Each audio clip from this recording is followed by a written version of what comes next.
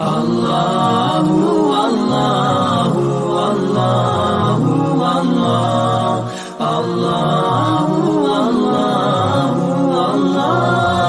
اللہ۔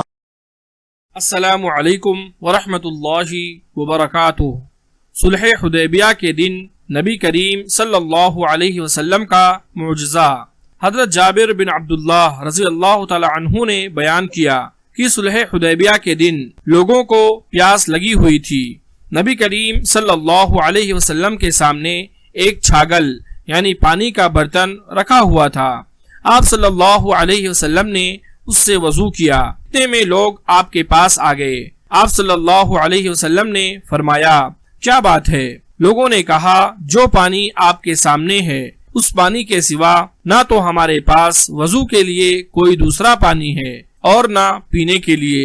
آپ صلی اللہ علیہ وسلم نے اپنا ہاتھ چھاگل یعنی پانی کے برتن میں رکھ دیا اور پانی آپ صلی اللہ علیہ وسلم کے انگلیوں کے درمیان میں سے چشمے کی طرح پھوٹنے لگا۔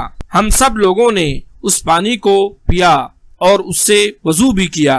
میں نے جابر رضی اللہ تعالی عنہ سے کہا، آپ لوگ کتنے تھے؟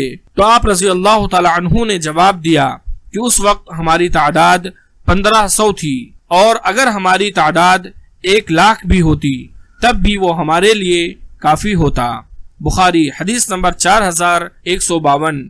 اللہ تبارک و تعالی سے دعا ہے کہ اللہ رب العالمین ہم تمام لوگوں کو نبی کریم صلی اللہ علیہ وسلم سے محبت کرنے اور ان کے بتائے گئے طریقے پر چلنے کی توفیق عطا فرمائے۔ آمین۔